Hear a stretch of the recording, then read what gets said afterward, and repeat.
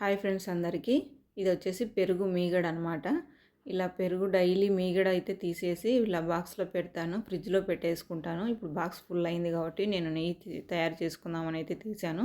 నెయ్యి ఎలా తయారు చేసుకుంటానో చూపిస్తాను చూడండి. ఇలా అయితే మిక్సీకి అయితే వేసాను. ఫస్ట్ టైం అయితే వేసాను కానీ అది వీడియో ఆన్ కావట్లేదు.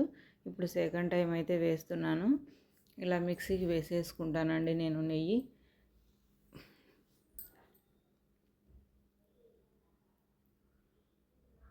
మీగడ నెయ్యి అంటున్నాను. మీగడనైతే ఇలా మిక్సీ పట్టేసుకొని గ్రైండ్ చేసేసుకుంటే మనకి నెయ్యి వెన్నపూస అనేది తయారవుతుంది.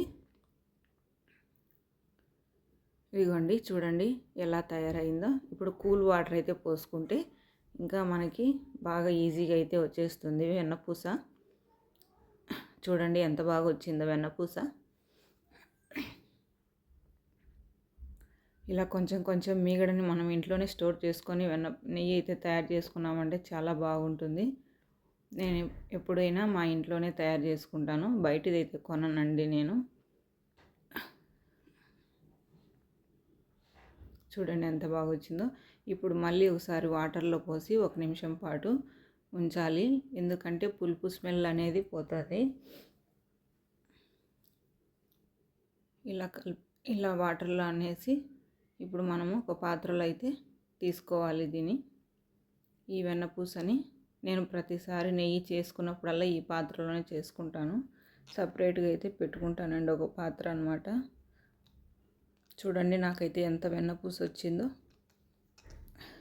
ఇలా పెరుగు మీద ఇది మీగడ వేస్ట్ చేయకోకుండా మనం ఇలా తీసి పెట్టుకున్నామంటే మనకు ఇంట్లోనే ఈజీగా నెయ్యి అనేది తయారు చేసుకోవచ్చండి. చూడండి నాకు ఎంత బాగా వచ్చిందో వెన్నపూస. ఇప్పుడైతే మనం స్టవ్ మీద అయితే పెట్టేసుకుందాము. ఇదిగోండి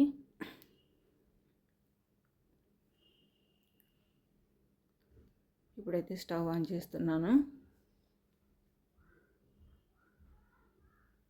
పాత్రనైతే పెట్టేశాను స్టవ్ మీద. ఇప్పుడైతే చూడండి మొత్తం ఎలా కరిగిందో.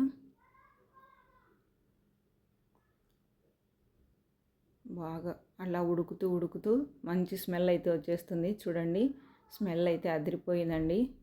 స్మెల్ బాగుంది, కలర్ చూడండి ఎంత బాగా వచ్చేసిందో. ఇలా ఇంట్లో చేసుకున్న నెయ్యి చాలా బాగుంటుంది, టేస్ట్ కూడా.